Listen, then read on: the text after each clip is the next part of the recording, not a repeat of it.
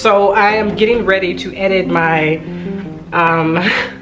roasted chicken. I'm gonna call it my rotisserie chicken because it's just the same thing, but I'm getting ready to edit the video and I'm super excited because you guys, I've never roasted chicken before, a whole chicken, and the whole chicken lasts a family of 5, my family, for 2 days. So we ate off of that joker, saved some, and then we had some more because we got full both days. So I'm gonna say this, if you've never, we're gonna dry brine her, okay? If you've never brined it, chicken or a turkey, I would say dry brine first. To me, it's the easiest way, and if you get it wrong, you're tripping. But I don't think that you can get this wrong.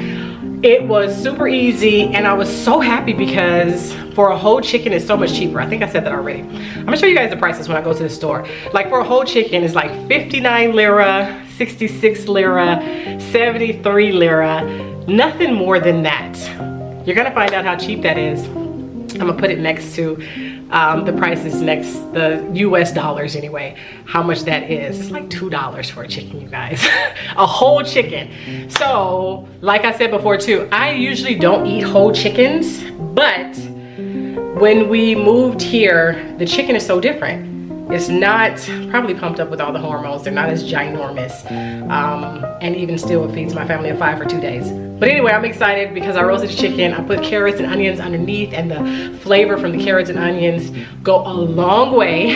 And salt and pepper, y'all. Salt and pepper goes a long way. But if you're like me and you like mesquite, or you like a smoky flavor, then you might want to add, I added mesquite to mine, which made it just jamming on the one, just jamming on the one, just jamming on the one. So I hope you guys make this roasted chicken. You cannot go wrong. I don't think you can. It was super easy to me, and let's just go. Y'all, don't forget to like, subscribe, and share to Faith's Oven, your home chef.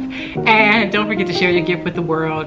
Share it, use it, and use it for God's glory. In the name of Jesus Christ, God bless y'all, and I hope y'all enjoyed this recipe.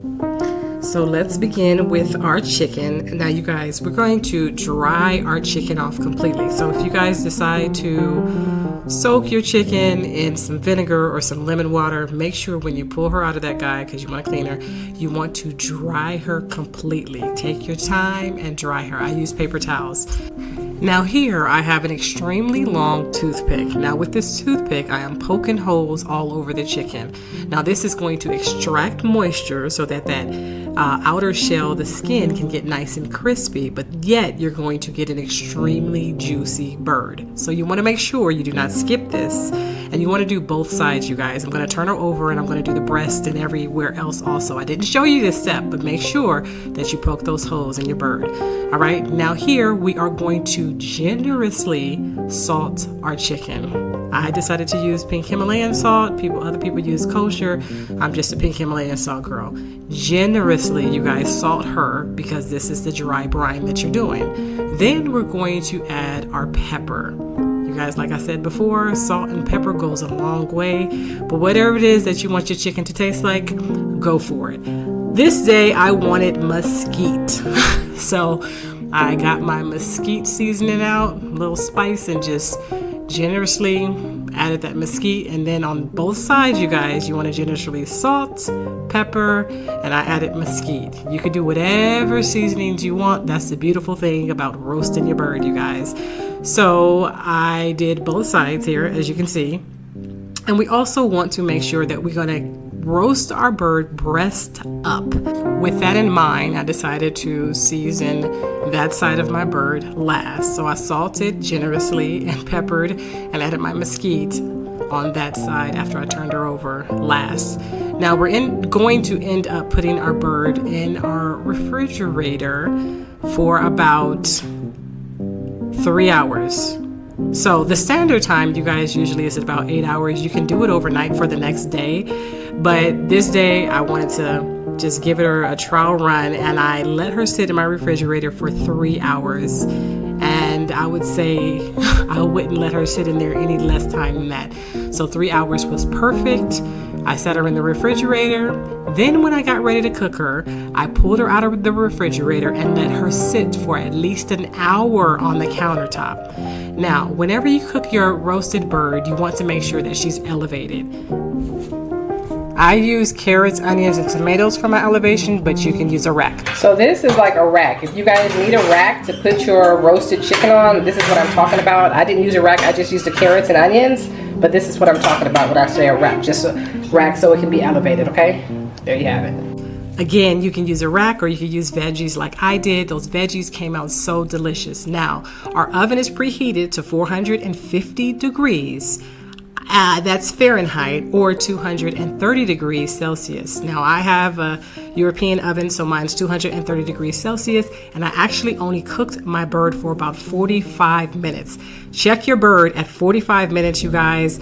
She may need to cook for an hour, but 50 minutes for me was absolutely perfect, and my bird was amazing. I completely forgot to close the legs and get the butcher's string or whatever to tie it, and my chicken came out just fine. So if you guys need to, you can get the butcher string if you don't have it. I cooked mine with the legs wide open, and she cooked evenly and beautifully the whole way through.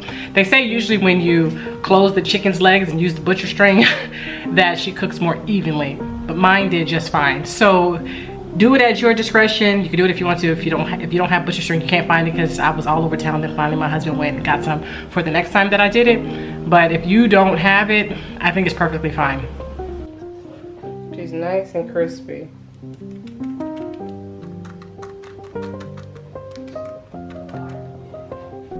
And that's it, you guys. You got your homemade rotisserie, your roasted bird, and she's absolutely delicious and super duper juicy. You can flip her, you can use the meat for tacos, you can use the meat just for whatever it is that you want to do. But I love to flip and make different things whenever I have a roasted bird. I hope you guys enjoyed this recipe. God bless y'all. Also, this is the most tender chicken breast I've ever had in my life. And I did it at home, your home chef. So I think that this is amazing, and I really, really think that you guys can do it, and you'll get you some super juicy chicken, especially the chicken breast. I've never had chicken breast so juicy, and I can't believe I made it myself. All right, stop ranting, man.